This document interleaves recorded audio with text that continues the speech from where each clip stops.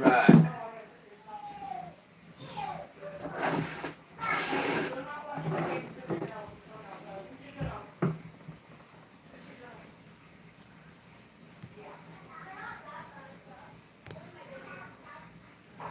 Okay, all chat visible.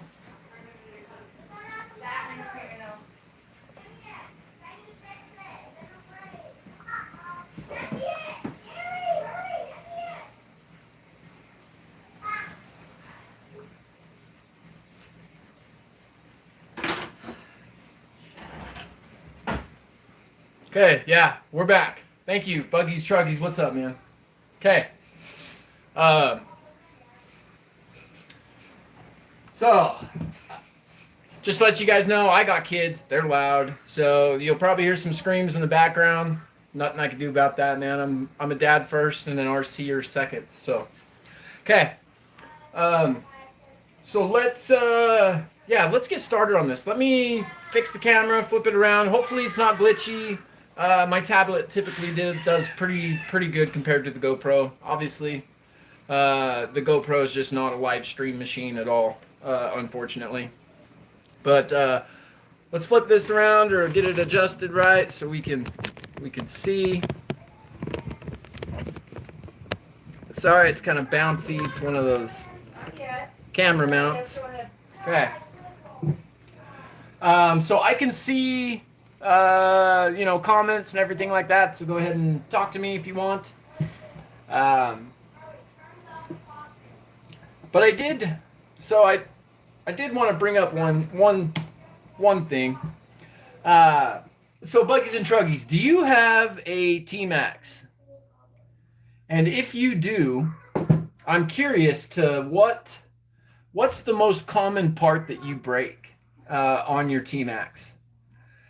And I ask this because the only thing that I really break on any of my T-Maxes. Hey, Wallies, how we doing? Thanks for joining in, man. Appreciate it. But anyway, so the only thing I really break on my T-Maxes are the damn hinge pins, those little hinge pin screws or whatever right here for the A-arm. I break those damn things almost every single time I bash it. And I don't, it's not a big deal. $10 for a whole set of them, that way you can replace it a few times. But still, just out of all the things that could go bad, a hinge pin is all I break. I guess it's kind of funny. But let me. Sorry, I kind of dig through my stuff here. Actually, it's in the other room. Hey, not on the floor, or I'll get you out. So I know neither of you guys happened to win my giveaway. But I did give away a couple of these THS screwdrivers. And I hope the winners dug it, man. They're awesome screwdrivers. They're super long. Little to no breaks. A good thing for spares. Yeah, man. That's crazy. You broke What'd you do? Did you break the pad? The pad was broken? That's intense. Yeah. But let's get this clutch apart here. I probably should have took this apart a little further than doing this part on camera. But yeah. So have you guys, Wally, I know you're a savage guy. Do you have any T-Maxes? Yeah, that is weird, dude. A brake pad. That's an odd part to break. I've never seen a brake part come apart, or a brake pad, I should say, come apart. Man, I can't get this off either. That thing is straight locked in there. But oh, there goes the spring. There we go. But yes, I'm curious. Have you guys tried ceramic bearings in any of your motors? So this would be for your clutch bell. Oh, okay, yeah. So you know that the Savage is different than the T-Max, or different than your typical clutch bearing size. They're a millimeter shorter. They're the 4x10 by whatever. I know that they're slightly different than all the other clutch bells. So hopefully you ordered the right bearings when it comes to the clutch bell. And you traded for a Sen Genesis. Now, what is the Sen Genesis? A monster truck? Not too familiar with Sen. Damn, I don't know where that spring went. I'll have to find that in a minute. That's irrelevant, though.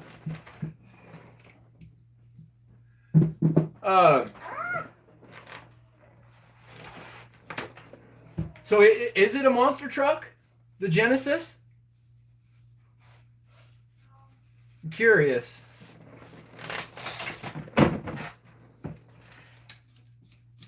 And then, just the conversation lively. So I know that, Wally, you're working on your Savage there. What about you, Buggies and Truggies? What do you got going on, man? What's, and some wheel, oh, okay. Oh, it's a fifth scale. Oh, man. I bet that thing's fun.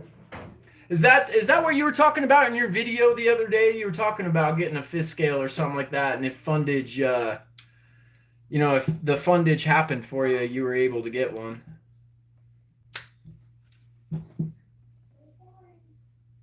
It needs an engine. Wow. 4-wheel drive, 4-wheel steer. Dude, I bet that's a blast. That would be fun as hell, man.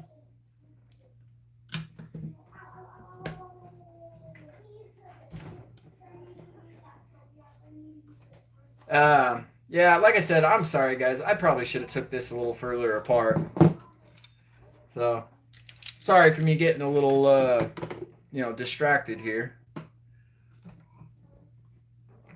Waiting for the rain to stop. So you're kind of in limbo there, huh, Buggies? No good weather for you? That sucks. Yeah, we know how that is. Yeah, this winter has been absolutely insane for Utah. We have not had a break at all when it comes to the weather. Snowed last week. Yeah, I mean even just last week it snowed. It's been absolutely insane.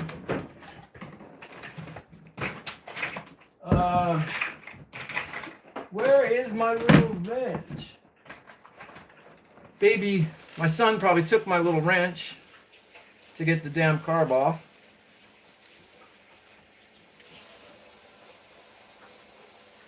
They seem pretty rare. I bet. Yeah, send Genesis. I'll have to check that out, man. I'll have to take a look at that and see what that is. I would imagine that you're going to be posting it up on your channel too as well. That'd be awesome to see, man. I hope you make some content on that here shortly.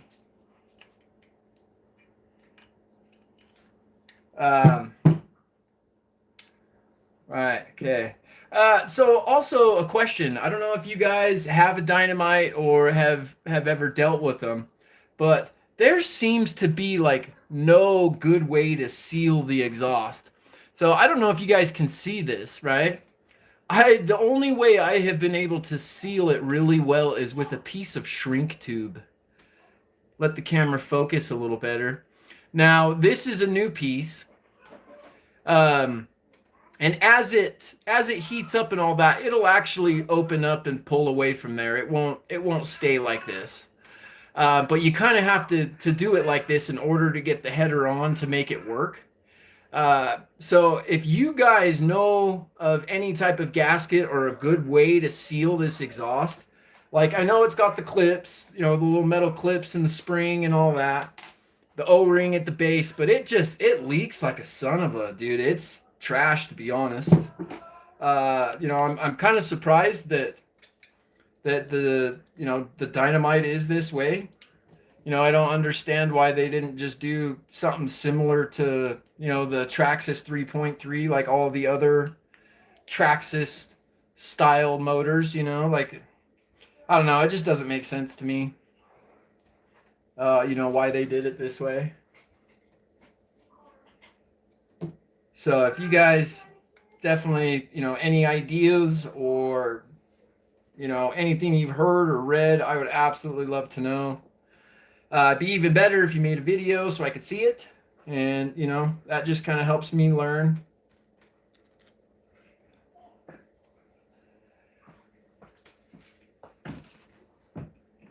So yeah, the 5x11, 5x11, right? Yeah. I don't know. I have to check. I know that these are the Savage bearings right here for the clutch belt. I got a whole little case of them. So I know that.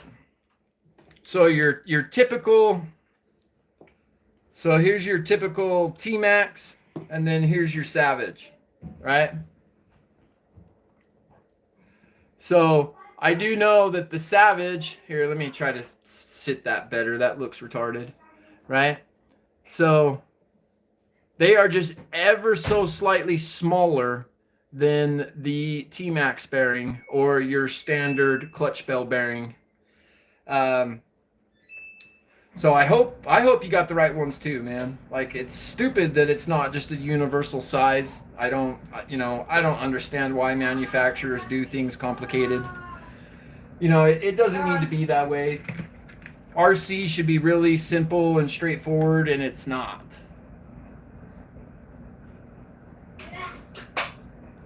Yes, wait a minute. So Buggies and Truggies, are you talking about the exhaust seal here? Is that what we're talking about?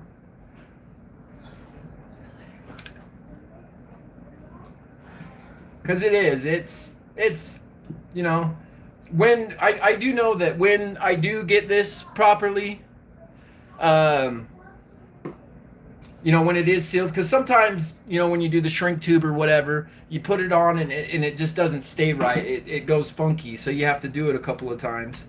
But when I do have it on there correctly, it seals amazing and it works great. I would just like to have something that's not so ghetto. Like, that's ghetto as shit, man, putting shrink tube on it. You know? That's horrible. Like, who does that? But it's the only thing that I've been able to find that works. I've tried cutting down, like, I don't know if you guys have seen, like, the THS exhaust gasket. Supposedly that's supposed to work, but it doesn't work with the stock header. You know, it, like, this and this is just so, I mean, there's barely any room in between. So there is an O-ring at the base, right? Just right there, there's a little groove for an O-ring, but it just doesn't, I don't know. It's like this little piece of pipe right here is just slightly too long. Like, if you shave just a little bit of it off, then it would seal against the O-ring like perfectly. But it's just, at least on my motor, it's just slightly too long. So I do, yeah, I mean, it's kind of hard, right? So I would double spring it. However, the little clips or whatever, let me grab them real quick, right? So these little clips, you know, they go on the bottom of the header like this, right? Now, it would be cool if they fit over the top, but because the header is like squared, it doesn't work like that, man. You got to use both of them under the bottom.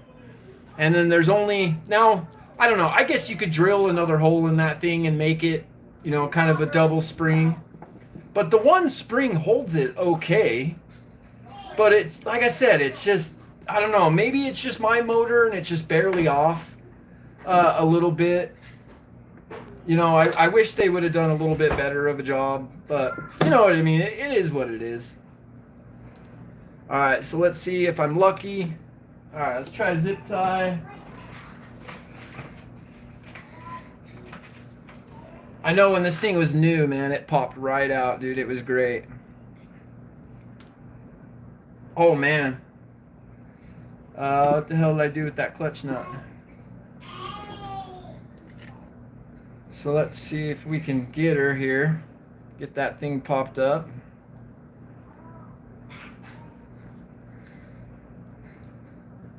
Sweet. That's the money right there, baby. All right.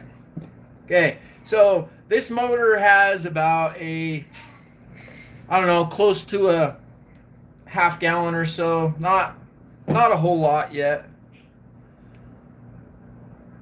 And I was kind of wanting to see this piston and sleeve anyway.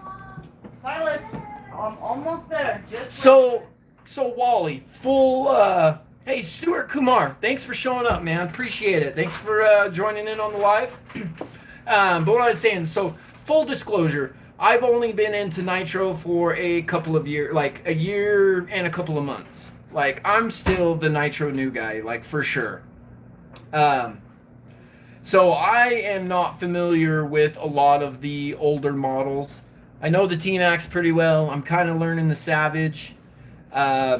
But yeah, I'm I am definitely, far from being the nitro guru or anything like that. I am not even close to like hybrids level, for instance. That dude is insanely knowledgeable. I love that dude's channel. I just wish he would show more, stay more on target with the nitro stuff versus, venturing off and talking about his cat and other stupid shit. That's kind of the only thing that really turns me off about his channel. Rather than that, hybrid is amazing. I support him 100%. The dude is awesome. So for this motor being, not very old, we're starting to get a little bit of, varnish on there. But judging from what I see, man, it still is looking fabulous. Top of my piston. Yeah, I would agree. Hybrid, like I said, I tune in for a little bit on almost everything that he does. But yeah, as soon as he starts getting off target or eating food, it just kind of turns me off. You know what I mean? And I click off, unfortunately. I mean, that's just my preference. But I absolutely love the dude. He needs to keep doing what he does, and it's so good for the hobby. The more people we have live streaming and putting out videos, the more knowledge Nitro's going to get, and the easier it's going to get for the average new guy. At least that's the way I see it. You know what I mean? Because that's what it's all about, is trying to keep these new guys in the hobby. But so far, I mean, this piston and sleeve, like I said, I know I don't have awesome light. Let me grab my headlamp here, right? I don't know how well you guys can see it. Looks good to me. I don't see any scratches, anything like that. Piston's looking great. No scratches, no nothing. It's looking good. Okay. Now, there is tons of oil inside this block, which is good, I guess, and bad. I don't know if you guys, how you guys do your motors. I like to run mine until they run out of fuel. And I would agree. Typically, Wally, 100%, man. I don't fix things unless they're broken. I am 100% with that. But I want to try these ceramic bearings, right? They costed me $30. And I just want to try it. What the hell? That's what this hobby's about. It's, just trying things out and see how well they work for you. I did read a review, several reviews, that the Dynamite 19 bearings are not the best. And so we are going to be slapping some ceramics in there. I don't know how well. It's a hybrid ceramic. It's not, a full ceramic. Those are way too expensive for a nitro engine. Skylar Cook, thank you for joining in, my brother. We had a great conversation earlier today, talking about Savages and whatnot. It was on point. It was awesome. So that's what I heard. I've heard that, the ceramics, they allow you to achieve a little higher of an RPM. it can be a slightly more robust throttle response. And just overall longevity of the motor. It's just a little bit easier on things, and so we're gonna put it to the test. Like I said, this motor only has like not even a half gallon on it. It's barely like past the mechanical pinch point, and so we're gonna see. I'm gonna slap these bearings in, and this truck you're gonna see all the time in all of my videos. This is the truck that I built to absolutely destroy. Well, at least I'm gonna try. It's all RPM. It's all good quality stuff. So that's yeah. It's gonna take a beating. We're gonna see how long these Dynamite 19s last. Now, I'm definitely not the best tuner in the world. Like, I do my best, and I try to relay the knowledge as best as I can to my friends like Skylar and SLC Nitro that joins in. Good friends of mine. I've known them pretty much my whole life. And they are joining me on my nitro journey. I talked them into it, and they're loving it.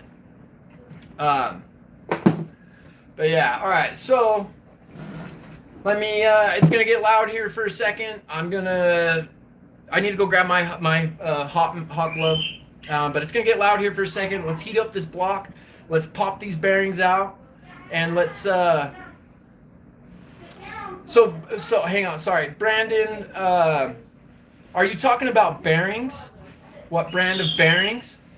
So these, I don't know if there's an actual brand on them, but I picked them up off of eBay. They were just I searched Dynamite 19 engine bearings, and these were the ceramics that pulled up. They were $30 plus a couple dollars for shipping. So not super expensive, but not cheap either. So we're gonna give these a whirl. So yeah, just give me 1 second. Let me grab my hot glove.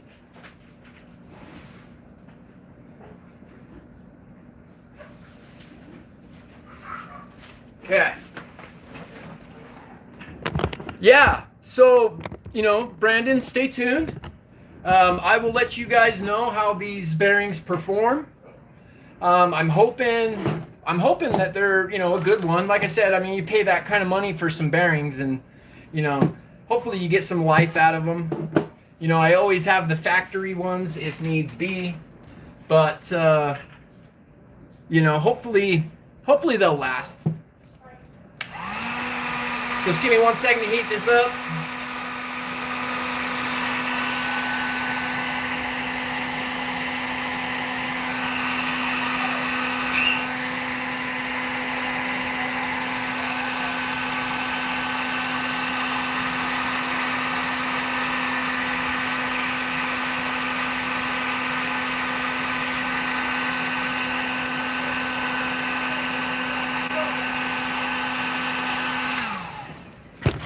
Oh, whoa, sorry guys, my bad.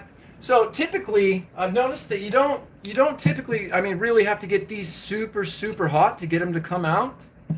Sometimes, if I could find my flathead, wherever that went, shit. But yeah, we're gonna need them hotter than that. Not hot enough yet. Oh, so you use the socket, Skylar? That's interesting, man. Very interesting.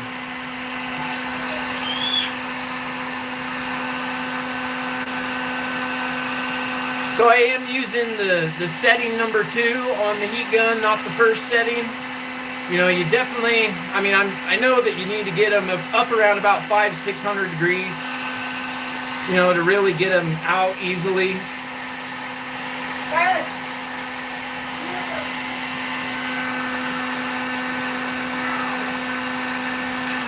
I know the Bug 404 likes to use his torch, which I'm not against that.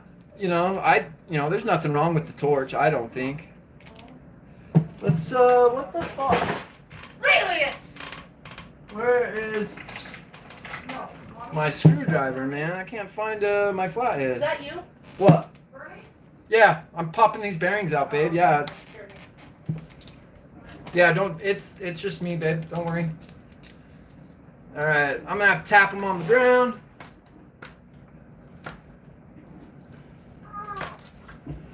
All right. First bearing out.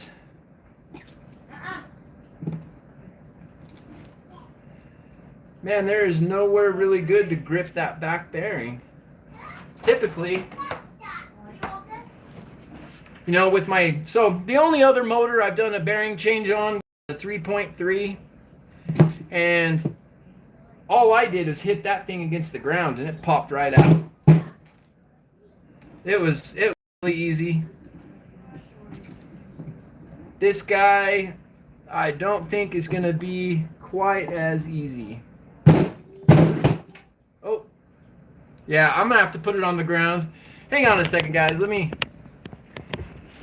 try to adjust it so you guys can see it. Oh, there's my screwdriver. I don't know, maybe I'm not hot enough. Let's try adding a little bit more heat real quick. Let's get that back bearing really, really hot. Front bearing came out pretty easily. So let's try this back bearing here. Let's just absolutely cook this thing.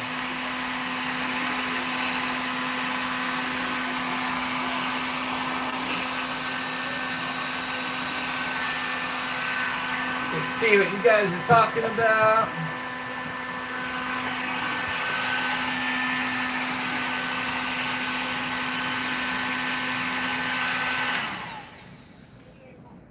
So, Stuart, man, I have not had the pleasure of trying a really nice race motor.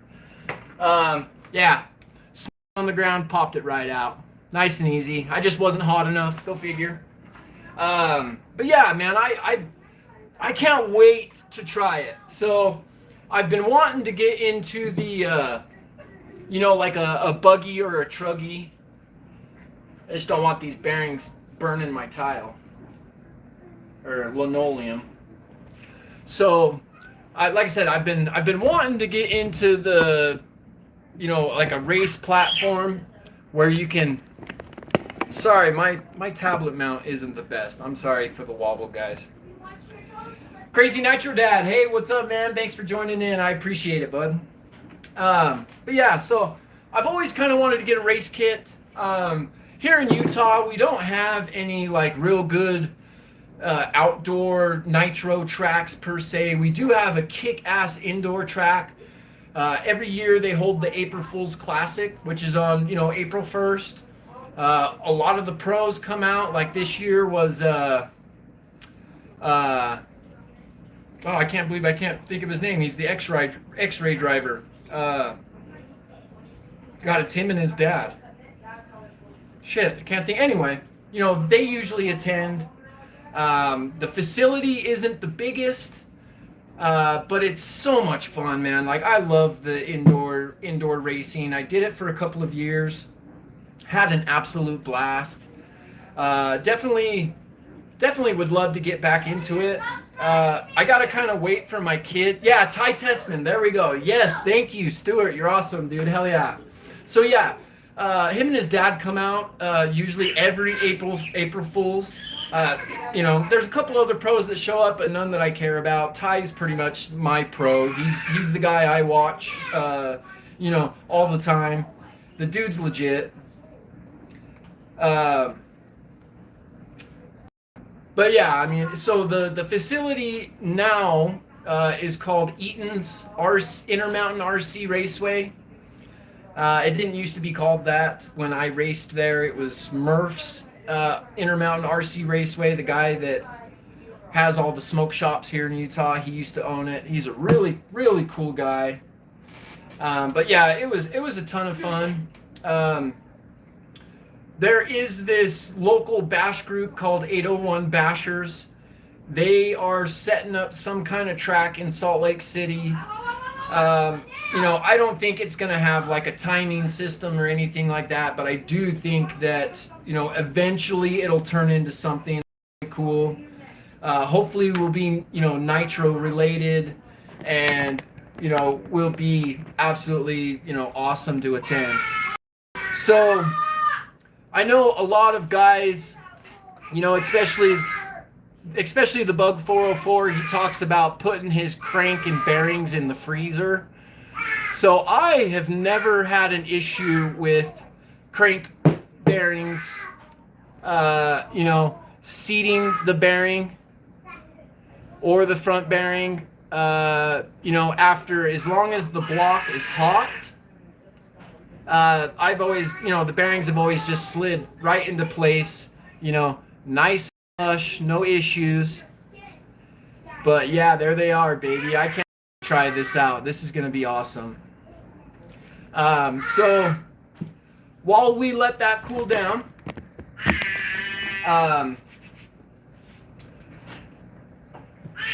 so I'd kind of like to talk about the RC kill switch. I know, I've put a couple of videos on it so far. I know that, it's not really a necessity item, but they're awesome, man. I have had one issue with it.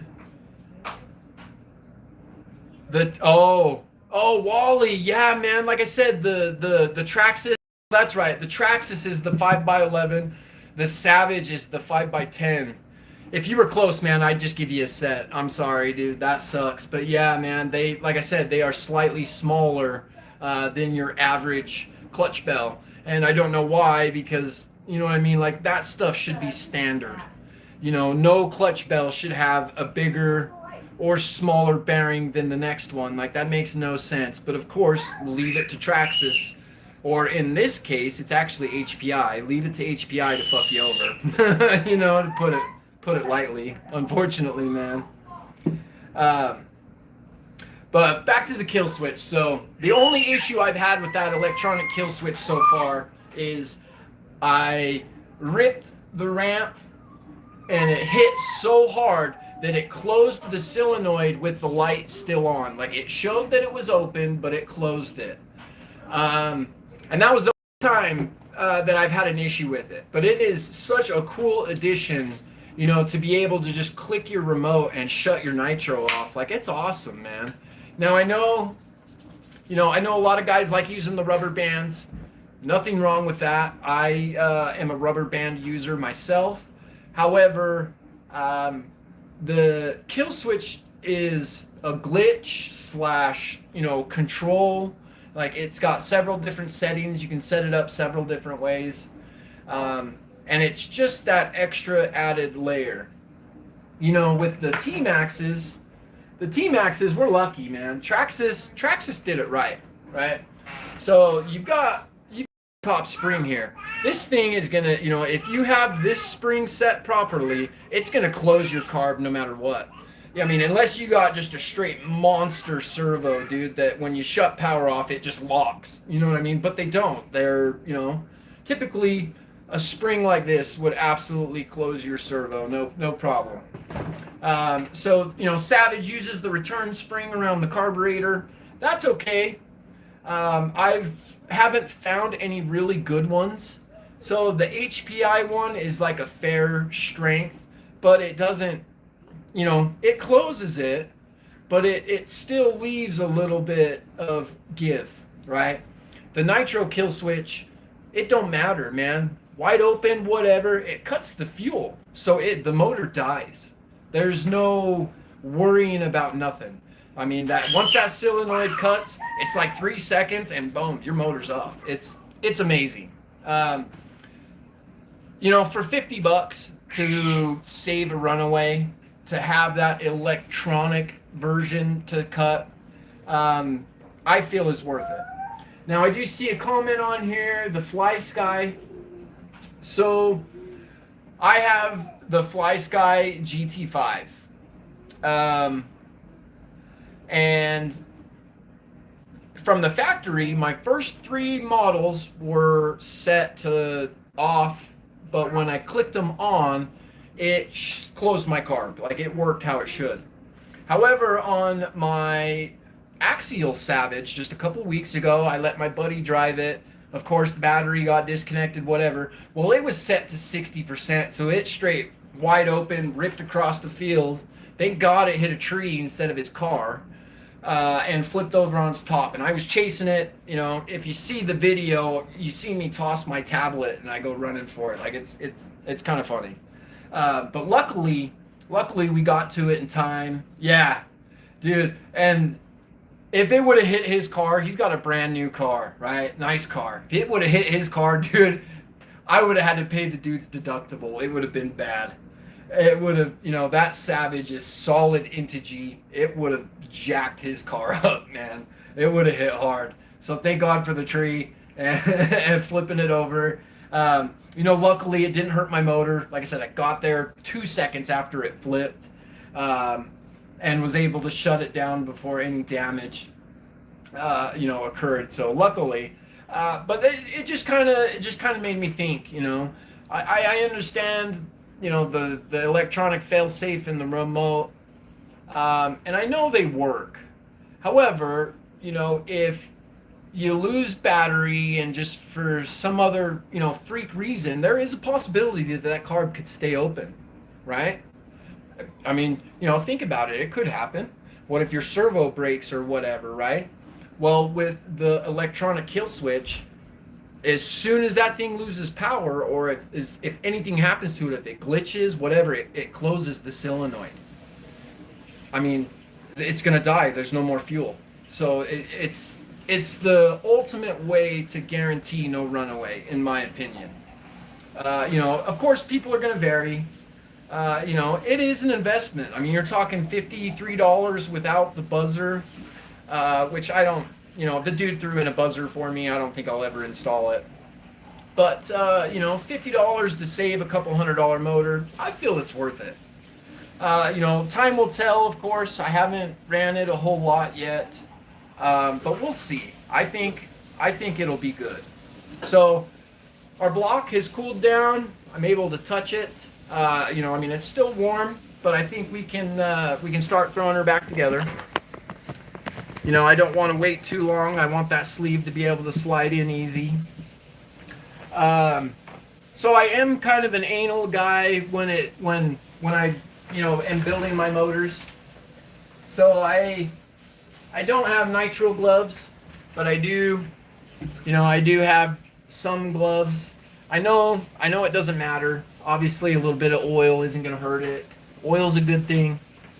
And then I also like to use, if I can open my drawer here. So I also like to install with 3-in-1 oil. You know, just as an added protection. You know, it doesn't hurt to lubricate things.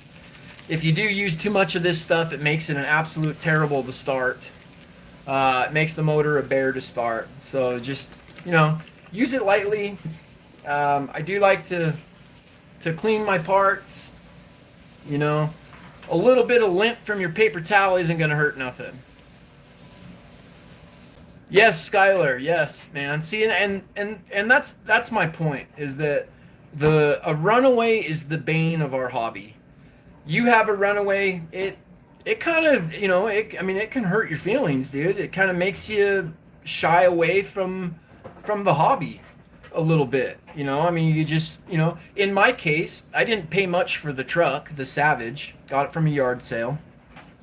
But I did spend 140 something on the axial motor, and I just barely got done breaking it in. It was brand new still. And you know what I mean? To ruin $150 over something stupid, like that's, you know, it can be hard to swallow that, man. It can be tough. And so I don't know. You know, you guys are going to do what you're going to do. I'm just, you know, voicing my opinion here, of course. But I think a nitro kill switch is just an awesome extra way of protection. I'm so happy that guy built those. You know, they're quite an amazing little piece of technology. We'll get to it here in a second. If I can get this damn connecting rod back on.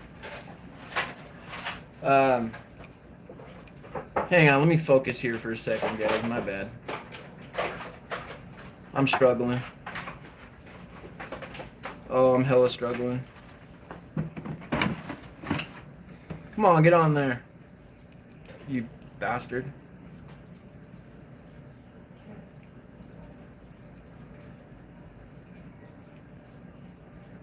Oh. What's going on here? All right. So let's make sure that the connecting rod slid over. Let's try it again.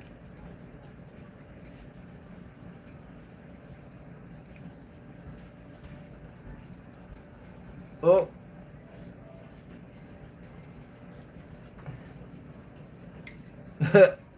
All right, there we go. Wow, that thing kicked my ass. That's ridiculous. And it's still not on. Oh. Oh no. Okay. She's on. Awesome. All right. So let's glove up here. All right. Let's wipe everything down one more time. Also, so here shortly, I just want to let you guys know I did get the glow plugs in for my glow plug video. We are going to be testing, what glow plug for what situation, motor size. So I've got 3 different sizes of motor. We've got a small block. I'm going to do a 28, and then I'm going to do my Savage XL, the .36. And I've got R3 through R5 or R6. So I've got 4 different, or is it 4? Yeah, I think it's 4. 4 different glow plugs to try. And I just want to test and to know, like, for sure, which glow plug to use for what situation. And the only reason why that this has arisen is because of this motor right here. So it came with an R3. I started breaking it in, and it, regardless of how I tuned it, like, it did not matter what I did, regardless of my needle settings, right? This motor started to climb. And I mean, not just, climb, like, I mean, it was getting close to 300 degrees at idle, right? Sounds ridiculous, but, like I said, I didn't know what to do, and I couldn't control it. Oh, that's not rotating. That is not on there properly. So yeah, like I said, it didn't matter how I tuned it. It was just climbing and climbing and climbing. Wow, that's odd. It's just hitting. It won't sit right. So let's investigate that. Make sure my bearings are set right. Yeah, that is interesting. Sorry, guys. So OS plugs. So I have not tried an OS plug yet. I know that we talked about that the other day, me and you, and I want to try them. I definitely want to try it and give it a whirl and see, if there really is a big difference. I know that their motors are absolutely phenomenal. And I'm sure the glow plug quality is phenomenal too, because I don't know, like, I haven't really had any issues with glow plugs yet. All my plugs have lasted quite a while. I haven't had any that, not like some type of unheard story. But I would say that 90% of my glow plugs so far have lasted at least close to a gallon. Since I've started into the hobby, I've only ruined probably 4 or 5 with all of my trucks. And, you know, I know that there's a way to like grade your tune by, you know, looking at your glow plug. You know, when you take it out and look at them. I'm not exactly sure, you know, how that works. You know, like I've heard that, you know, they're either ashy or not or whatever. Yeah, that is so interesting. That is hitting now. Dude, it's almost like that bearing's too wide. But it is hitting that block. How weird, man. I don't know. I might have to pull these out and make sure I got sold the right bearings. I'd be pretty pissed off if I didn't, because I don't believe I could return them. Let's try to get this back off here.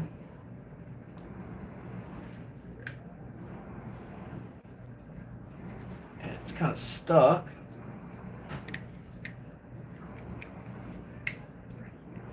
Oh shit. Come on. There we go. Get off of there. So yeah, let's see here. Let me see if you guys can see this. You know, judging by what you see. Let me grab my light. Do a little extra bit of light here for you guys. Hang on. Try to get it right. Right? I don't know. It looks seated to me. But I can also see that there's almost like a little ridge, dude. Like the bearing is slightly too wide. Let's see. Where's these other bearings that I had? So here's the original front. Where's the original rear? Yeah. Oh my gosh, dude, that looks like it's legitimately slightly too wide. So I'm gonna heat this back up. Let's pop that bearing out. Let's take a look at this again. Let's compare these bearings. And so if you know if this is the wrong bearing, I'll show you guys the listing where I bought them. And definitely don't order those kind if it's the wrong size. You know, I mean, they were listed as a Dynamite 19 replacement, so that kind of blows me away a little bit. And SLC Nitro, thanks for dropping in, bud. Good to see you. We were, you know, talking about you the other minute ago. Always good to see you. Yeah. So I was just putting the crank in, trying to put the piston in, and the rod is hitting the inside of the case, dude. It's not, either the bearing's not seated properly, which I doubt, or it's just slightly too wide. Which, if that's the case, I'm going to be pissed off. You know, like I said, you know, I don't know why they would list something and not be the right size. That's horrible. Like, that's straight trash, man. Who does that? So let's pop this. Okay, we got it out. Ooh, it's hot. Hot bearing. Right, so we'll set that down for a second. I'm gonna probably have to use some pliers here to hold it.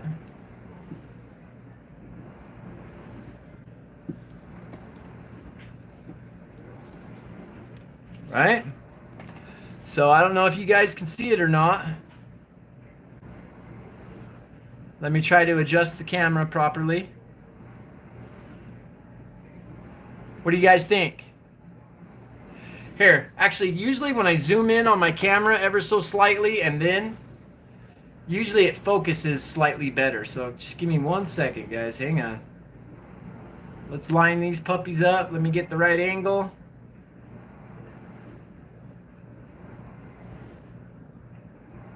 I don't know. It's hard to see. There's not... God, I don't really have the best of lighting for this. Does that, to me, it almost looks like it's slightly wider. I don't know. Let me zoom back out. Let me grab, oh, sorry. Whoa. It's tripping out. Hang on. God damn it. Of course my camera's a piece of shit. Okay, zoomed out. Looks wider, right? That's what I'm thinking too. Let me grab my calipers here real quick. Let's digitally check this. Cause this is interesting, man, and this is, you know, something that kind of sucks about the hobby is, unfortunately, occasionally you get the wrong stuff, man, regardless of anything, you know, different brand, whatever. Sometimes it's off. Okay, calipers 0. Okay, so the old bearing. Now, these aren't the best calipers, right? These are just some shitty plastic ones off of Wish. So I will try to be as, you know, symmetrical as possible. Okay, so we got 4.9 on this bearing, right?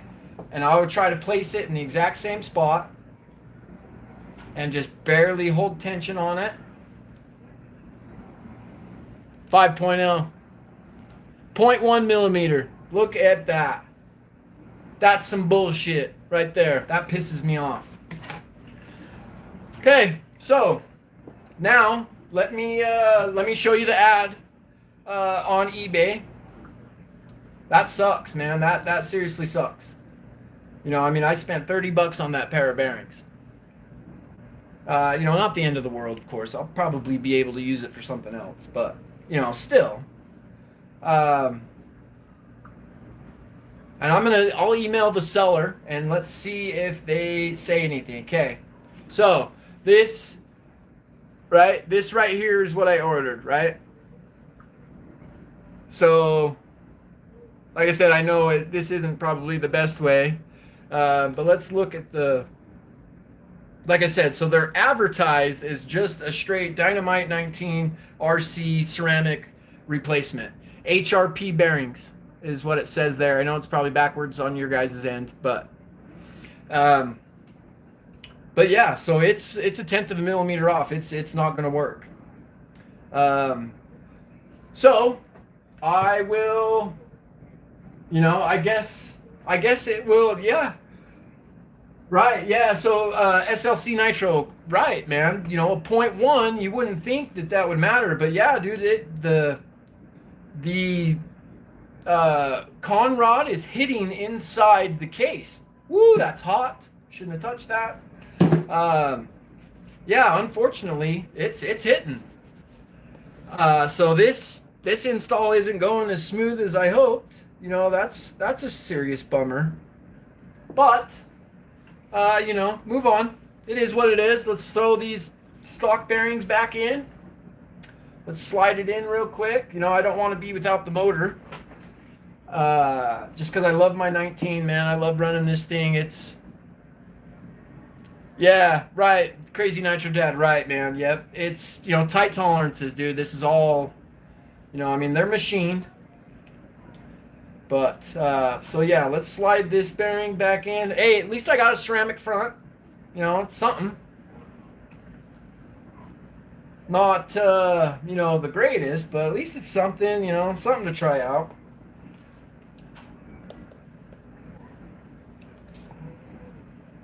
You know, I think I'm going to actually heat the block up a little more. That stock bearing didn't slide. You know what? Maybe I'll try it one more time. Let's heat up. Let me get that stock bearing back out. Let me heat the block up super, super hot. And let me push that ceramic in really hard. Let's make sure that it's seated properly. Just because of the way that just did that, it kind of made me feel like maybe I didn't seat the bearing properly. So the way bearings are, you know, categorized or whatever is inner diameter, outer diameter, and then width. Right? Now, these bearings measured, you know, supposedly the same. But, you know, judging by what I just experienced, I mean, you know, they're obviously not the same. Woo, that's hot. So, yeah, Yeah, I'm gonna try it. Like I said, I just want to try it one more time just to confirm, just make sure that I'm not just being an idiot, because that's, you know, always a possibility.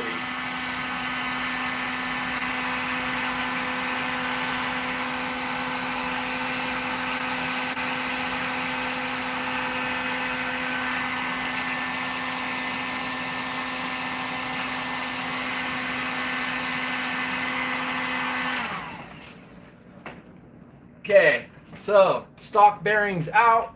Block is super hot still. So let's, you know what, I'm going to slap a little bit of oil on it too real quick on that bearing. There we go, a little bit of oil. Okay, let's push her in. Right.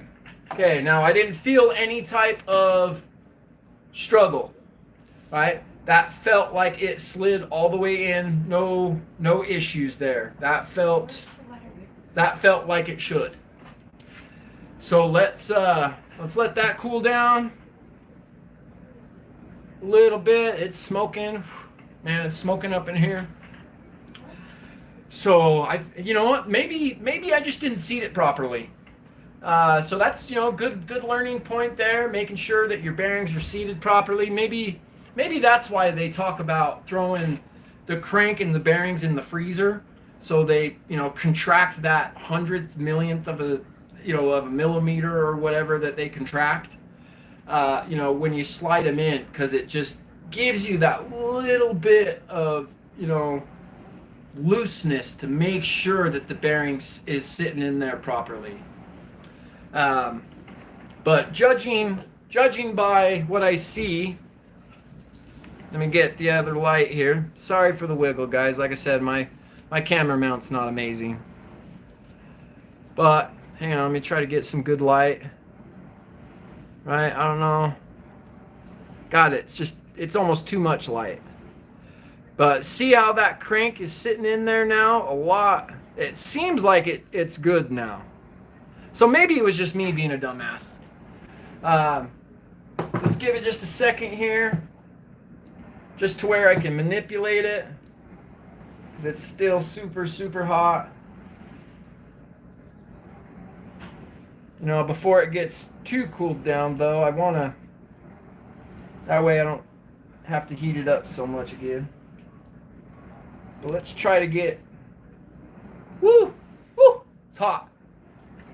But let's try to get this back together here real quick.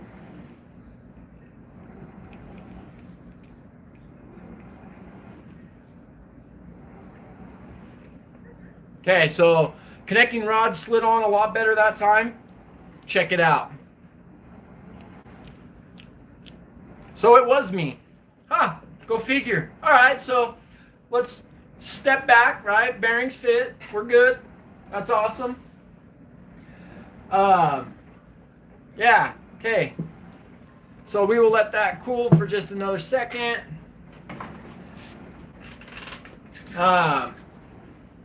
But yeah, so also one other thing that I wanted to talk about on the T-Max.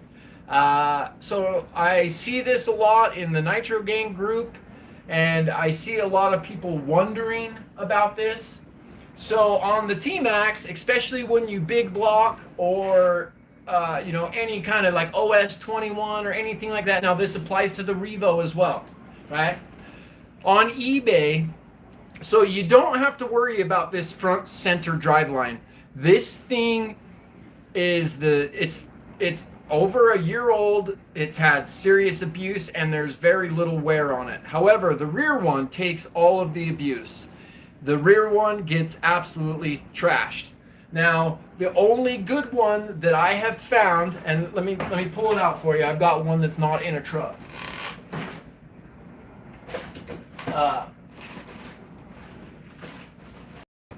Right? So these run $45 on eBay from a guy named Golden Deals, I think is his name on eBay. Right? Now it's a real simple design. This is a homemade dog, or not homemade, but it's homemade. He made it out of Traxxas parts. It's not something Traxxas sells, but he uses Traxxas drive cups He found the correct length of dog bone, and then, but yeah, so you just put a little piece of fuel tubing in there to kind of hold it in the center, and this thing works great. Um, it has held up to my big block T-Max. It's taken an absolute beating, and there is almost no wear on it compared. But yeah, so this is the way to go for the T-Maxes. If you plan on putting any type of serious power into one, this is what you're going to need right here. And like I said, I wish the dude figured out a way to make the front, just because I would like it to be, even, not have that plastic twist, towards the front.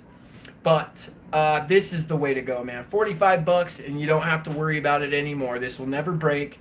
The cups are replaceable. The boots are replaceable. Like, it's amazing. I'm glad the dude came up with this. This was a great find on eBay, and the dude always has them. I've never not seen them listed, so that's definitely always a plus. Grab another pair of gloves here. Okay, so this motor is still super hot, but we are going to start putting it together. I'm glad that the bearing was my fault. I just didn't have that block hot enough to get it to seat. I'm glad I double checked that. That's awesome. Okay. So I still do see quite a bit of oil on here, but we're going to add just a little bit. Just, for analness. The varnish wiped right off the top of that piston. It was slightly varnished, but it came right off. Great to see.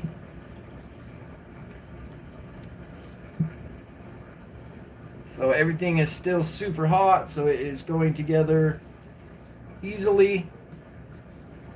Except for I got that slightly crooked, of course. Can't ever do it right the first time. Woo! Okay, she's down.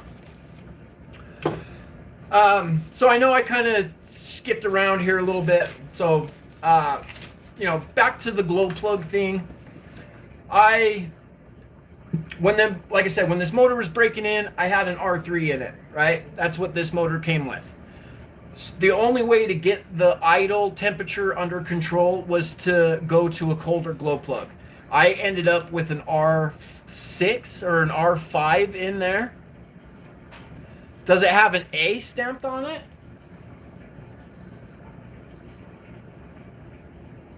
No. Oh yeah, it does. An A or a 4, like right in the center. Yeah, it looks like there is some type of stamp on there or something, some type of marking for sure. But yeah, so the only way I could get the idle temperature under control was by switching to a colder glow plug. No, it's not engraved. I don't see any type of legitimate engraving on top. But anyway, so like I said, I was struggling, getting this motor under control at idle. Switched to a colder glow plug. That seemed to really fix it. I was able to, when I adjusted the needle, the motor responded to my adjustments. But now that the mechanical pinch is gone, we are at just straight, fluid pinch or seal or whatever you want to call it. I don't know the technical term. I have since went to a warmer glow plug. But what I want to do is I want to make a informational video to help the newer guy understand, what his motor is doing, with the colder or hotter plug. When is a hotter plug necessary? When is the colder plug necessary? You know what I mean? Just to kind of help people, with those decisions. I mean, I know $10 isn't a lot. It's $10. I mean, we can all afford it. But, when you just bought a new kit, you just bought everything. You don't have all of it, right? You just spent all of your money. And then now you got to try to figure out your whole glow plug situation. Like, that's an added, $40, $50, that hopefully the video that I make will help explain to people. Let me read this comment here. The later Model 19s have an A on top. Oh, okay. So interesting. So, Nitro Dad, is that meaning that I have an older like run of Dynamite 19s? Because I just barely bought this. About what, a month ago, 2 months ago. Skylar, you can correct me on that. But it's not super old. I did get it when Tower Hobbies was doing that sale, so I only paid $100 for it instead of the $125. Oh, you think mine's the newer one? Yeah, I was gonna say, because it's not very old. Yeah, I mean, this motor's damn near, not brand new anymore, but pretty close. But yeah, I'm hoping that my glow plug video just really helps me understand these engines a little better, and also can help the newer guy when it comes to deciding on what glow plug to try or buy. Now, Wally, yeah, you were telling, or you posted about that earlier about breaking your roto start. That sucks, man. That's always a drag to break something like that. Interesting though, I didn't realize that they really break. I always thought they were kind of you put it on there and that's the only time you'll ever have to mess with it.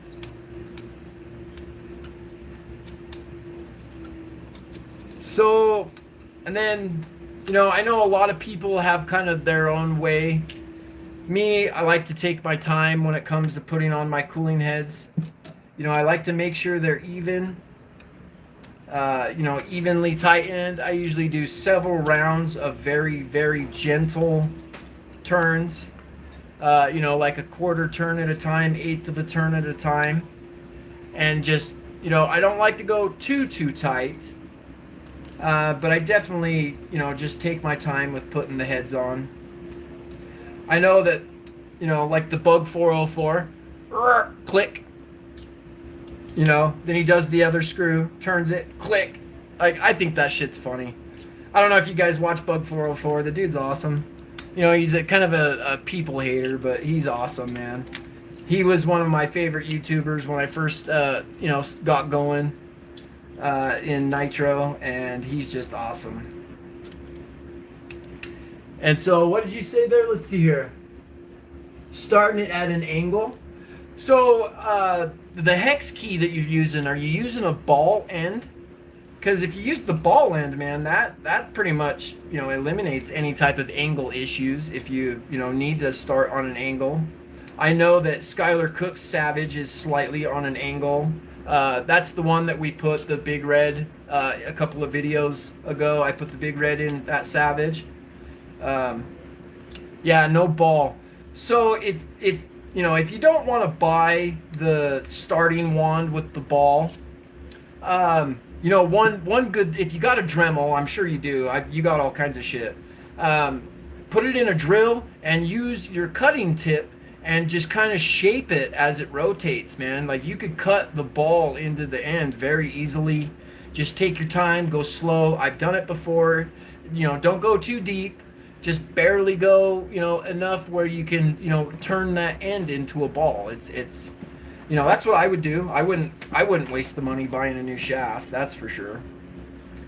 But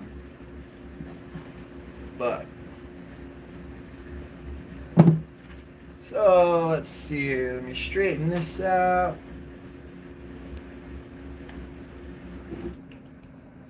There we go. Right. Okay. So it's moving. Bearings are in. Bearings are tight. So I'm sure they'll have a little bit of a break-in period, of course. Let's get this Oh, let's see. There's the top. See, now one thing I, kind of, and I'm kind of starting to see it now. I don't know how well. Let's get the camera to focus. But so it doesn't have an O-ring, and it doesn't have, uh, like a paper gasket. They used like a little bit of that one sealant rubber shit, whatever it's called, and they just kind of laid a bead there at the base. I think that's stupid. Why didn't they use an O-ring? Like, that's ridiculous. And you can kind of see that it's starting to deteriorate ever so slightly. Like, it didn't look like that when the motor was new. So I imagine, a back plate's going to be an issue with this motor. Let's get the piston up. Back plate on. Right. Okay. So to you guys that have some of these dynamite products, so this is my first one. Have you guys had any backplate issues with any of your dynamites? Curious to know if that's something that I need to be watching out for in the future.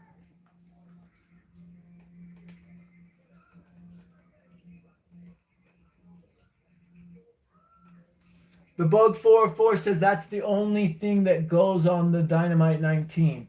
Now, SLC Nitro, what are you talking about, man? I don't see the comment above.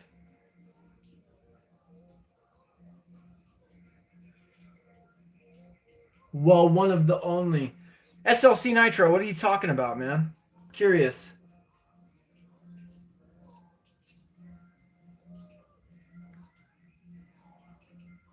Oh, backplate? Yeah.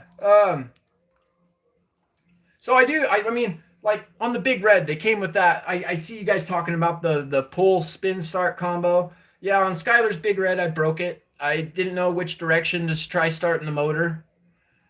Yeah, I broke that. So backplates wearing out. So Wally's, yeah, dude. So backplates do absolutely wear out. So you got your starter shaft. Some backplates have a brass insert, like this one's inserted. Some are, no insert.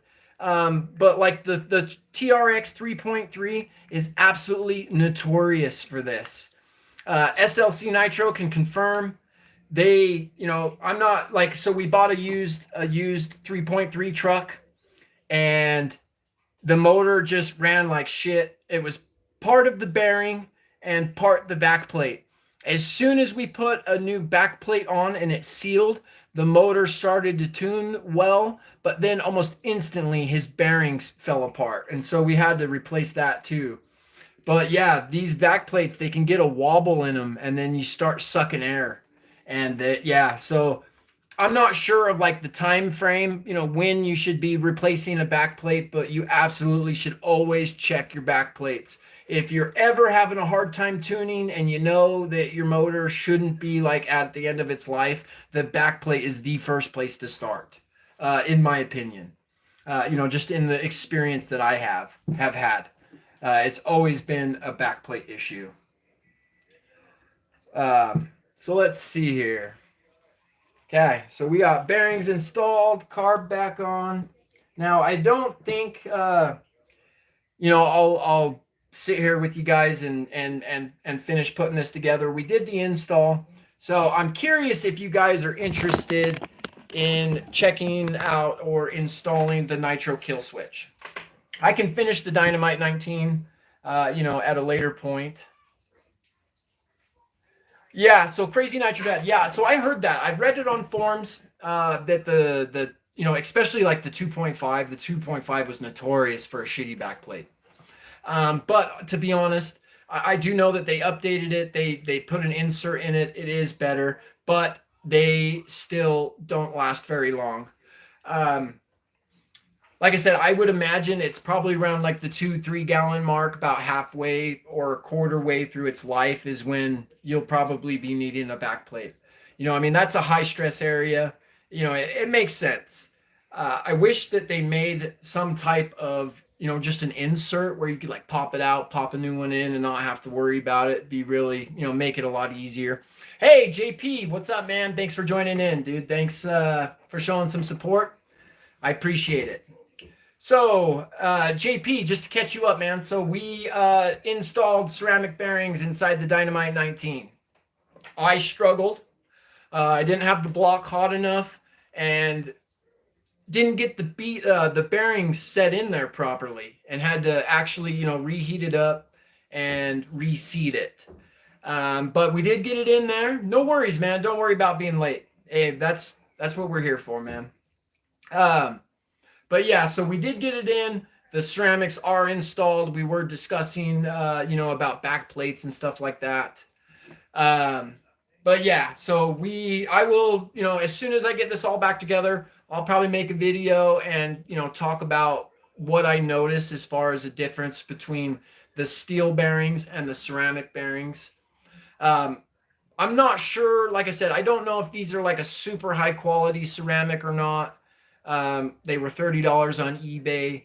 So time will tell. We'll see. But like I said, do you guys want to dive into installing the kill switch on my Savage XL? I will finish the Dynamite 19 off camera, just because it's real tedious putting together clutches and whatnot. And, even though this clutch only has about, 2 quarts on it, half gallon, we, are needing to do some filing, and, we got to clean these shoes up. And so, yeah, I don't want to bore you guys with that stuff, man.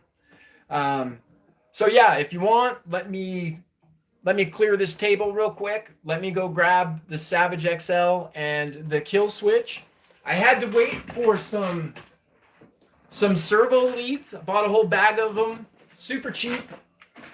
All kinds of different sizes, good to have. But yeah, so if you guys are interested in that, just let me know in the comment, and let's install a nitro kill switch, man.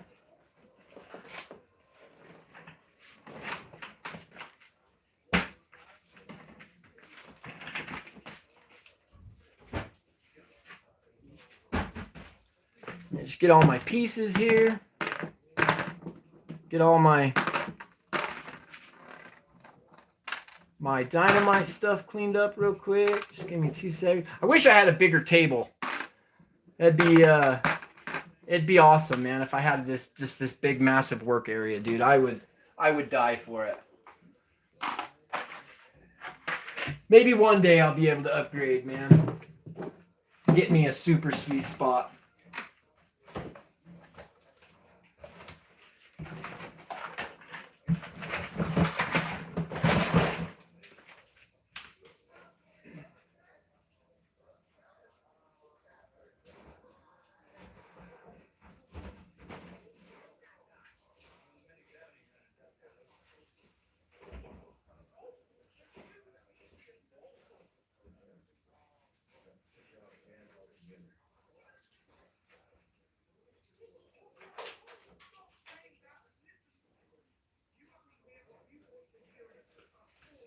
Okay. Savage XL. I don't know if you guys saw my video earlier today. I kind of did some running on my GoPro. Still trying to figure that out. I tried to live stream on it earlier. It was miserable. It didn't really work that well, so we're on my tablet. I saw JP turn my workshop into an RC shop. Oh man, 16-foot bench, dude, that's epic, bruh. Dude, I wish I had some space like that. Like, dude, that would be so awesome. I unfortunately have got a little Walmart 6-foot fold-out table. That's what I got, man. That's what I'm rolling on. But yeah, that's legit, dude. That is super sweet. Okay, so here we are. Killer Bee Bumblebee Nitro Kill Switch. So these are actually super simple to install. The main, the hardest part is finding where to put it on the RC. Obviously there are several ways and locations to do it. And so on my other Savage here, let me raise you guys up a little bit, give you a little easier of a view here. If I can get that damn thing to sit right. Okay, so on my other Savage, I have it sitting. Let me pull this air filter off. So I have it sitting right here on my other Savage, right? It's a pretty good spot. I just used some double-sided like command tape to hold it in its spot. It doesn't hit the spur. It's out of the way of the linkages. It's great. However, on the XL,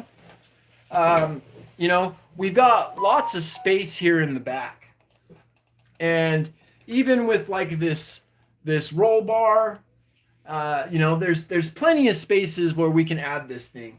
To be honest, I would kind of really like to put it like right here. So you've got your fuel tank, kill switch, and then it comes around straight into the motor. Nice and simple. We don't have a massive amount of fuel line running around. Nothing too crazy. It does look like if we were to do this, we would have to modify. We would have to modify a little bit, to get this all sitting right. But not a big deal. We can handle it for sure. But what do you guys think? Do you think that this would be a good spot for the kill switch? In my opinion, we're not super close to the header.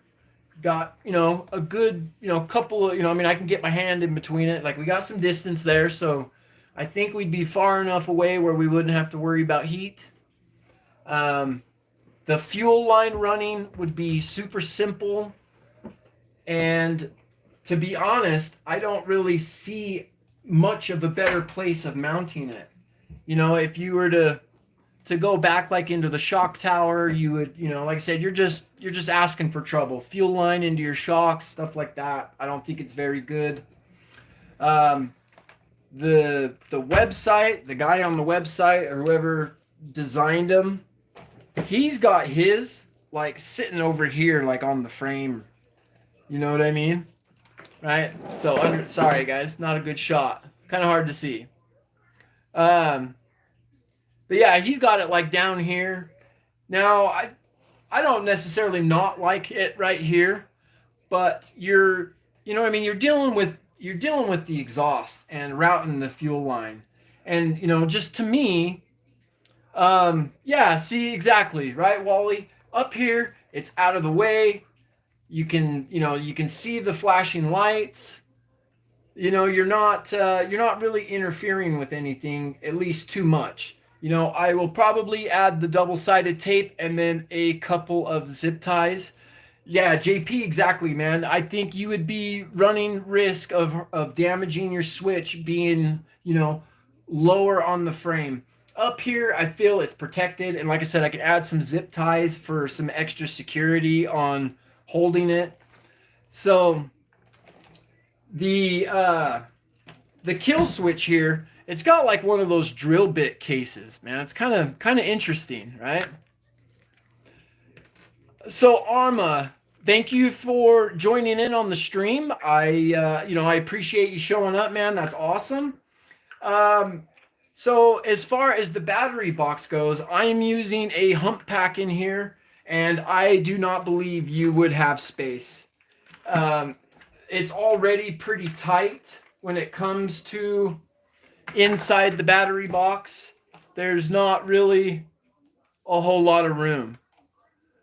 You could mount it on top of the battery box, but then you're running all this fuel line, and you just got lots of length going on, which if you have, I don't know. I don't know what type of pressure the exhaust puts on the tank, so it's hard to say if there's enough pressure to make it easy. So I'm thinking short is best. The shorter your fuel line, the better this kill switch is going to work.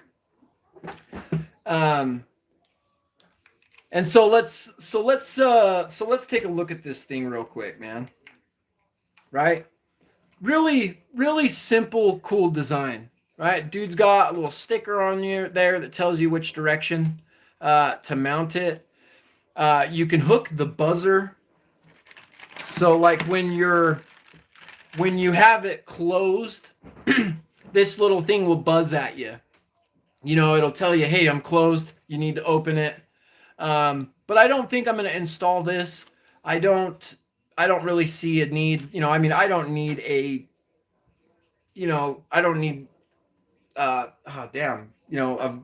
noise to tell me, you know, my RC. But yeah, real cool, simple design. The only thing I wish... Hey, Chan, Brandy's calling. Well, no, I'm on my live. Answer it. You talk to her. And then I need the phone back. Because that's where my comments are. I can't see what they're talking about. Shit, what was I saying? Oh, yeah. So the servo lead, the only thing I wish is that it was slightly longer. There are a couple of different ways to mount it. So if you have a 3-channel remote, you can straight plug it into your 3rd channel, and you can use your 3rd channel to turn or to open or close the valve. If you have only a 2-channel, he's got a jumper here, so you can plug it into your steering. They don't want it on your throttle, but they say to hook it into your channel number 1, your steering, and that will give you the kill switch effect. But you got to adjust the little switch panel here. Like I said, it's not really, I don't know, it's not focusing. But there's 2 little switches right here, and depending on how you have that set is how this thing acts. So yeah. So yes, so as far as sealing goes, right, I don't believe you're supposed to seal this device. I mean, you can, but, under my understanding and how I did my other one is I just ran the wire outside the case like this, right, closed it, and then dropped it. And then I just drilled a hole on each end for the fuel line. Real simple, which actually I got to grab my drill bits. So yeah, hang on 1 second, guys. Stare at my truck. I'll be right back. Let me grab my drill bits so we can do this.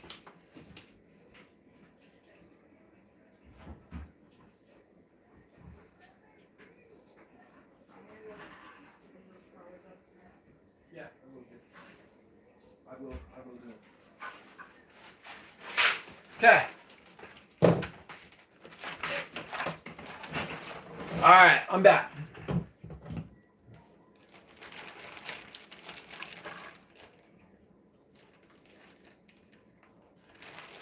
So Wally, to answer that question, I believe you could seal this.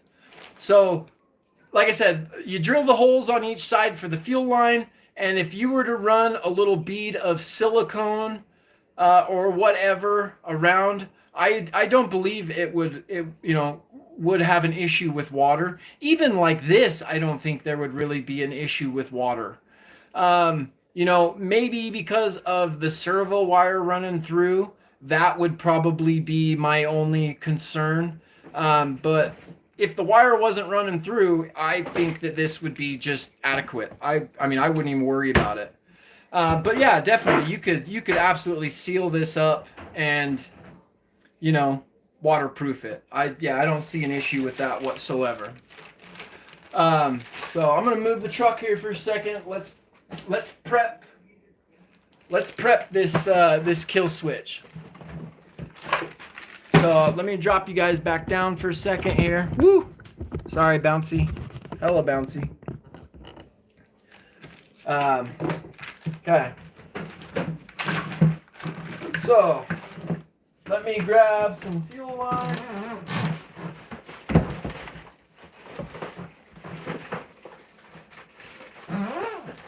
wherever the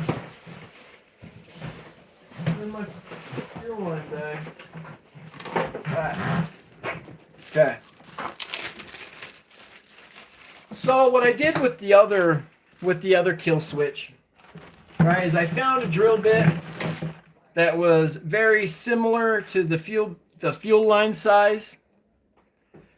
And yeah, JP, yeah, like I said, I'm sorry guys. My tablet mount is not amazing. It's just a ghetto tripod. So yeah, one day I'll have some good studio quality stuff. But for now, you know, I'm focusing on other things. But yeah, so I just measured out the drill bit with the fuel line and then just kind of marked it and drilled it, right? So I do want a little bit of breathing room on both sides for this thing. I definitely don't want, you know, I don't know. Maybe it's best to squish this thing in there so it doesn't really move around a whole lot, but I feel like the fuel line kind of holds it centered in there so it doesn't really move a whole lot. It might vibrate a little bit, but that's it. I mean, I think it's going to, you know, be okay. Right? And so this is what I did with my other one. I just kind of measured, you know, looked at it, measured it, and then very, very carefully just made a mark so I could, you know, I'm going to pull the switch out and finish the holes. I don't want to damage the switch at all. This one's got a little bit more space so I can just pop it through. But very, very carefully.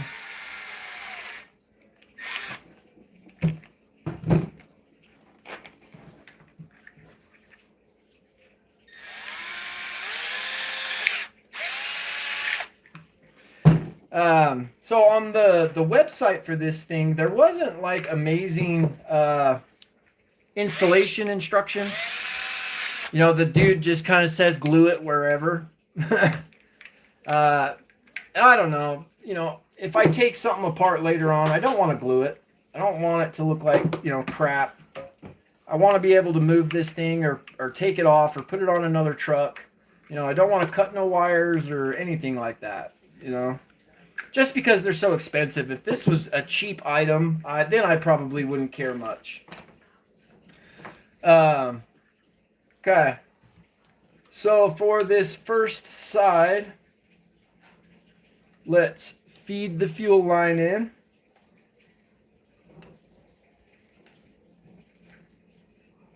Where we can grab her.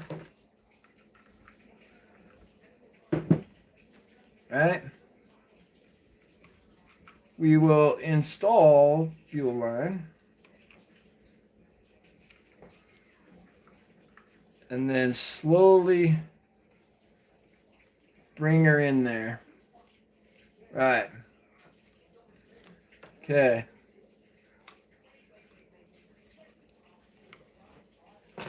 Just like that.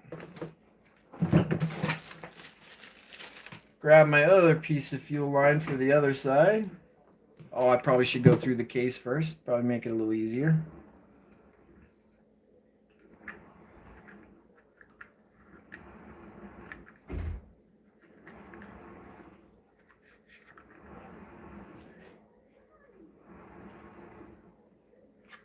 Right. Oop.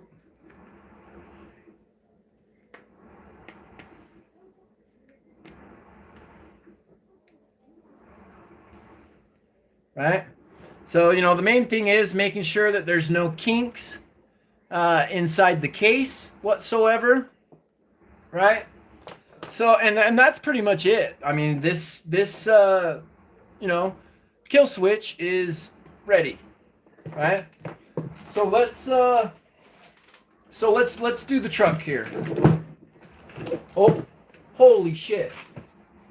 That's not good. Oh man, my wife's gonna kill me. Sorry guys, party foul. Super, super party foul.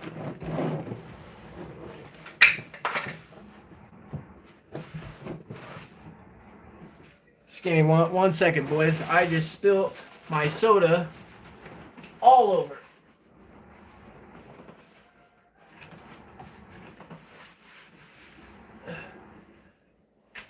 Okay. All right. Now let's move. Let's get her back up. All right. Okay, so as far as installing the kill switch, so the flow is this way, the light is there, so we are going to want that, right? You want the light where you can see it, so I believe we're going to want to mount it like this, right? So let's cut these tabs. I think I'm just going to use my dikes, and then I can always go back and do it a little bit better later or next time I tear into this. But these usually cut pretty good, right? Oh, you guys can't see that. There we go. So just grabbing the dikes, snapping the tips off of that. All right, then let's readjust to the truck. Okay, so even while we have that off, right? So that's sitting there. So the kill switch pretty much needs to sit in line with the innovative RC bar here. So I think I'm going to use some rubbing alcohol and some command tape.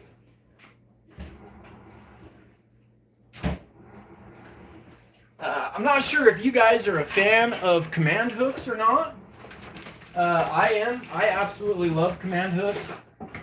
Dude, these things are straight boss. If you don't have them in your toolkit, you should, because they are great for mounting ESCs, you know, receivers, all this stuff, man. They are phenomenal. They are great.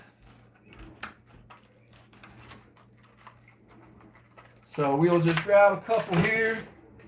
So let's prepare our kill switch first.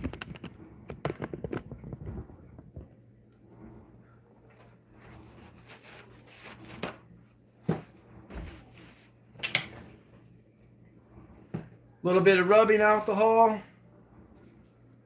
Let's get that nice and clean and dry. And then let's hit our bar. Okay. So I think I'm going to use 2 on this one. My other one, I only used 1. And it worked fabulous. No issues whatsoever with it. I just want to make sure this thing doesn't move. I might, like I said, I might do some safeties and add some, you know, throw a zip tie around it or something like that, just to make sure that it stays in place, doesn't go anywhere. But just like that, couple pieces of command tape. Dude, this stuff is absolutely amazing. And then let's slap her on there. Let's get her nice and centered.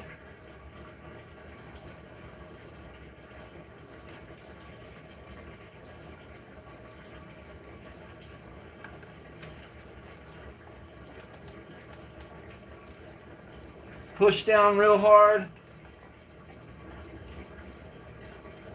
Okay, right. Okay, so kill switch is mounted. Now, like I said, I think throwing a couple of zip ties around it just to make sure. You know, I think that would be a good idea. You know, just for safety. and just for temporary mounting. That way you can always tear it apart if you want to.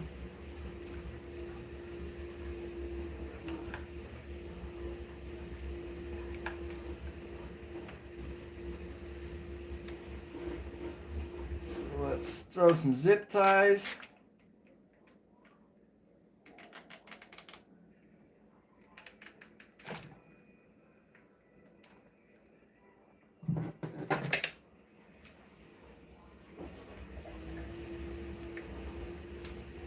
Right. Okay.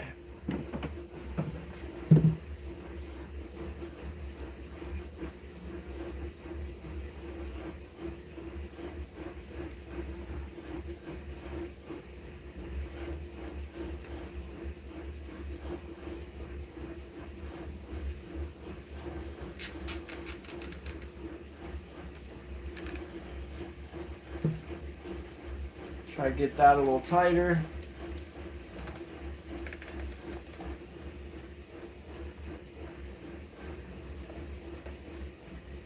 Just like that. All right. Okay. I think that'll be adequate. I don't see why that would cause any issues. You know, it's pretty sturdy. It's not going nowhere. Right, so now our next, item at hand here would be, so if you look at the kill switch here, the instructions, right? They suggest using a fuel filter, right? And the way they have this set up is fuel filter, then kill switch, then motor. Now, however, I just realized the way that we did this, we are more than likely going to have to do kill switch, then filter, which I don't think that's going to matter. I think it'll be fine. I haven't really ever had an issue, where I needed a fuel filter in the first place. But they're always good to have, just for obvious reasons. But let's, oh man, zip tie. There we go. Right, so I had the fuel filter against the block. That's why I had these zip ties on there to kind of hold it off the block a little bit. Wally. Oh, so these have a filter in it? Are you serious, dude? I've never noticed that. Really? Oh, is that what that little orange is or whatever? That little, I can see like a gold piece. Is that what that is? That's a filter? Oh shit. Wow, you learn something every day, dude. That's awesome. All right, well, that makes me feel a little better then. I'm not going to be, I'm not going to worry about it too much then. All right, so let's clip our fuel line here. Give just a little bit of wiggle room. But, like I said, I've always had better luck running, my fuel line absolutely as short as possible. I just think that it's a little better. It maintains higher fuel pressure from the fuel tank and just kind of generally helps you out. I've seen guys, or like even if you look at the Revo has like these two big loops, and it just, I don't know, it's just too much in my opinion. I don't know if they're necessary or not, or what the theory is behind long fuel line, but I've never been a super fan of it. Okay, so we got the tank side done.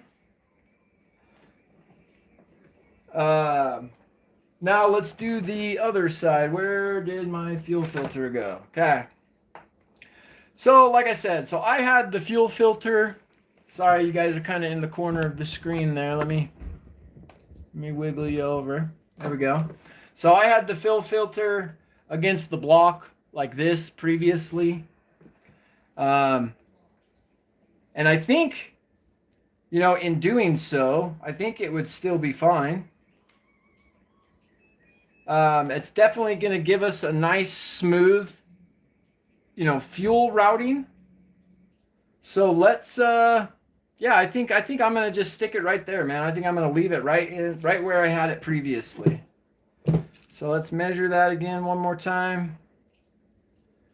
So that's right there.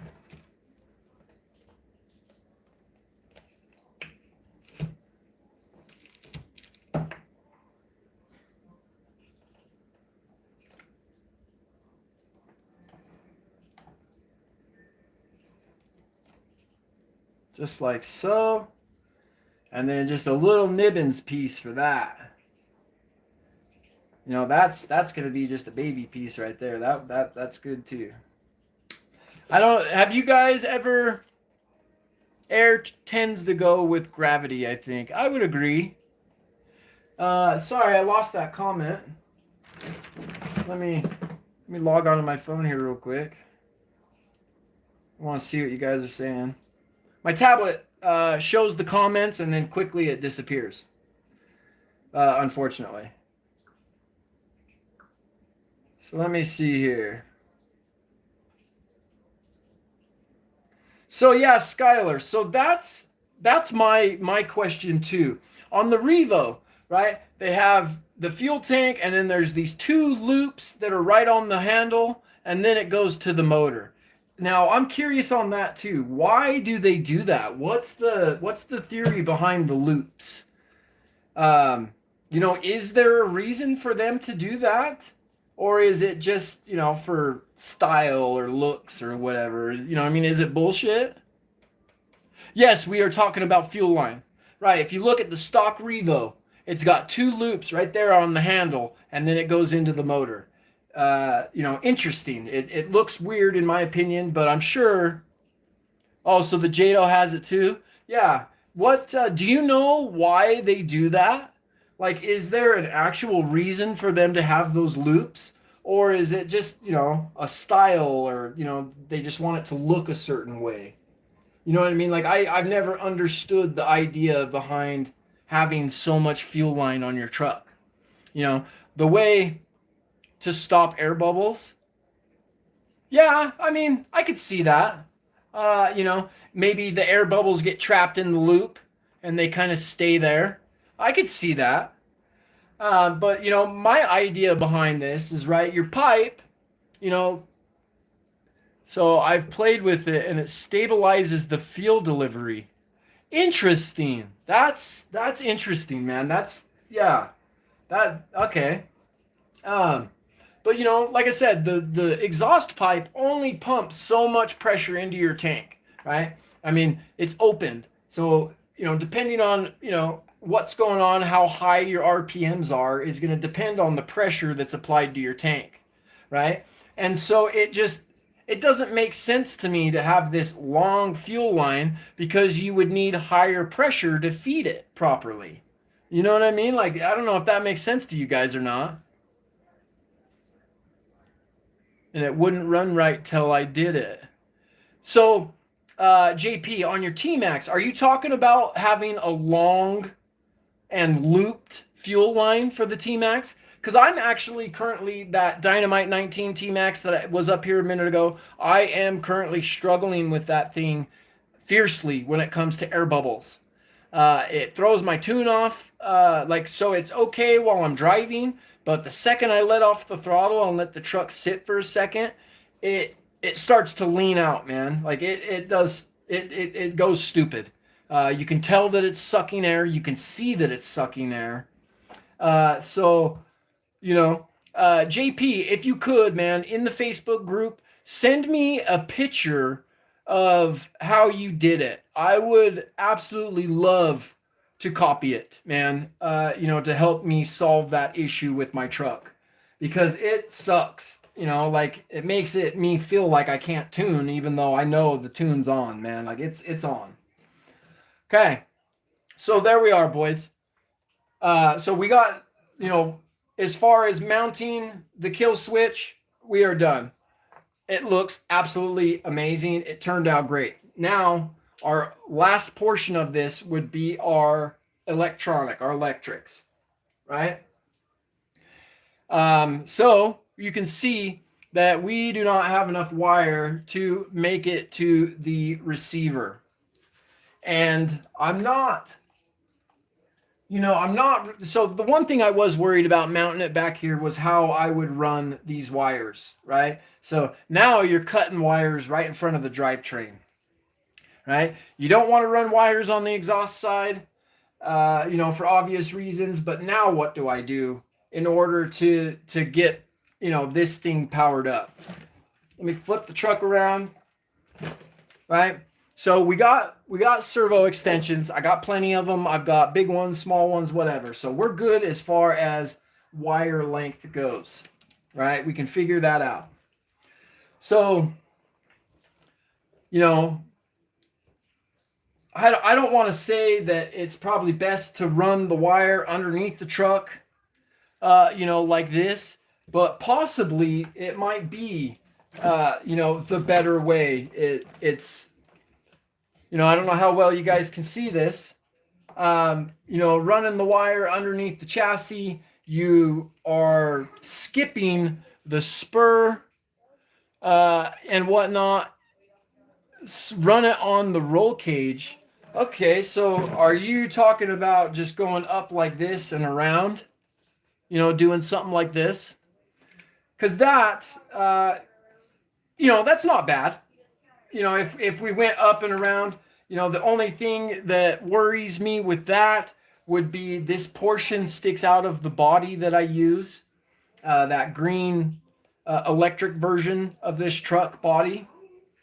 But that's still a good option for sure. And we might have to play around with this. This might be something that takes us a few, different tries to figure out the best way. But running it, through the hole here and against the chassis plate and then back up and in, I feel like that could be, one of the better ways to route it. There are holes inside the, servo box here where I could get the plug through. So if we ran it down along the bottom and we went in the servo box there, that would keep it, out of the way, really. Out of the drivetrain and out of the throttle and, the linkages. And I'm not sure if it would slip in there, how well it would slip in there, but I'm pretty sure we could get it. So, JP, do you think going down through the bottom would be the better way, man? Down through the frame? Okay, I see your comment there. Frame on the inside of the frame, it's the safest. Yeah, okay. So I think, I agree with that, man. I think that's going to be the way to go with this. Is... coming straight down right here. Let me grab that wire. Right? So we come down. So we're probably going to need a pretty healthy servo extension, I would imagine. We can always throw a longer or shorter one on if necessary. I think this one probably would do it. I think this would be about the right size.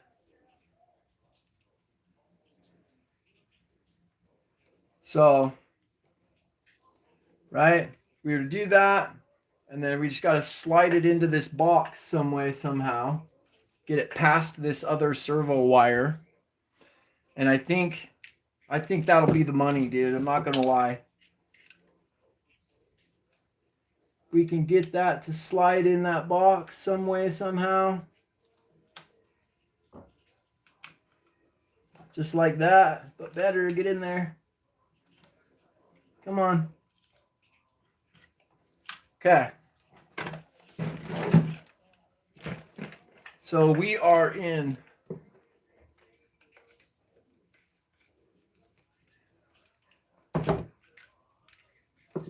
Now, of course, we'll have to, zip tie it up or whatever, to get it in there, super good.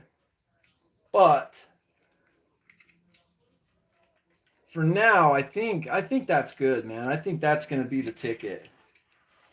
So installing these on the Savage is easy. Like, this was a super easy install. It went well. So I need like just barely. So I'm going to need a slightly longer servo extension. It looks like that's not going to be long enough. Which sucks, because that was so close to being perfect. Like, so close. I'm not sure how I'm going to get that out. I might have to clip it just to make it easy. Like I said, I bought a bunch of them, so no worries. I think I am just going to clip it to make it easy.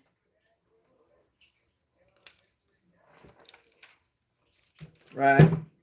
Okay, so slightly longer. Which now it's probably going to be way too long, but oh well.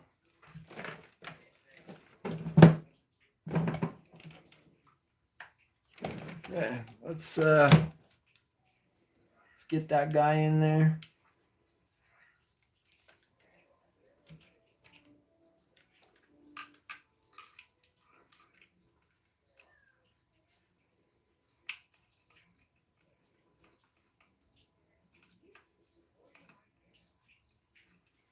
Oh man, this one's not going in like that other one did.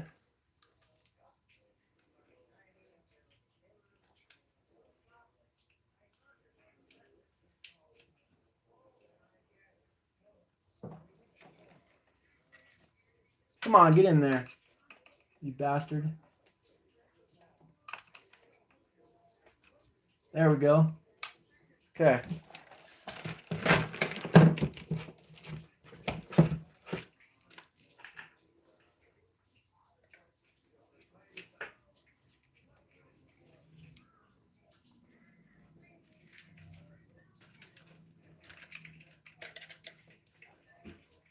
Sorry, guys. Just give me 1 second. I'm not trying to ignore you.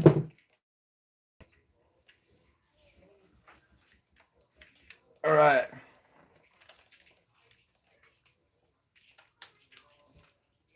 Okay. Go underneath my radio wire.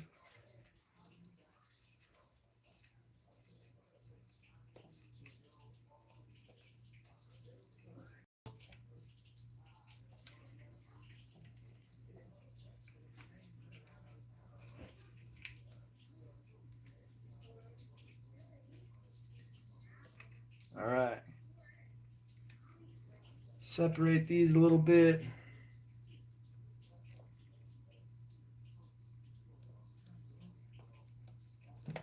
Okay. So she's plugged in. Let me grab my remote real quick and let's give this thing a test.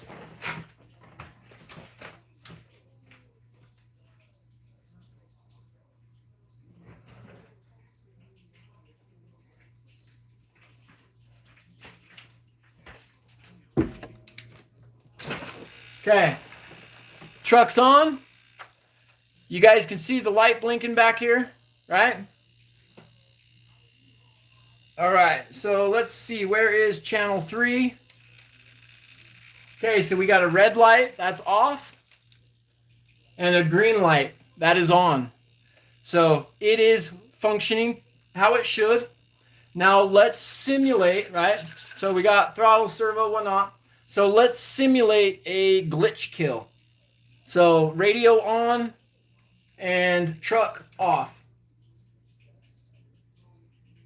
Oh, wait, no. Sorry, my bad. The glitch kill would be me turning the radio off. I'm a dumbass. Yes, I am. Okay, so green light, solenoid's open. Now let's turn off the radio. Radio off. Okay, so the green light did not turn red. So our glitch kill is not functioning properly. Now, I am not super familiar with this radio, and so I need to figure it out. I'm still using the factory remote on this truck, but if if I can't get this radio to work how I want it to, to do the glitch kill properly, then I will switch it over to my Fly Sky. But for now, I'll keep messing with it and we will get it figured out. Okay.